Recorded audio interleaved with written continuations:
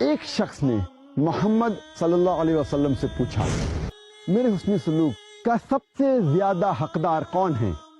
आप सल्लल्लाहु अलैहि वसल्लम ने फरमाया, तेरी माँ।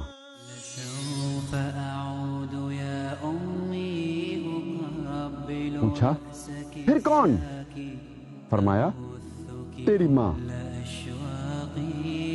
अर्ज किया, इसके बाद कौन? फरमाया, तेरी माँ। फिर चौथी बार अर्ज किया, उसके बाद? तब नबी सल्लल्लाहु अलैहि वसल्लम ने कहा, तेरा बाप।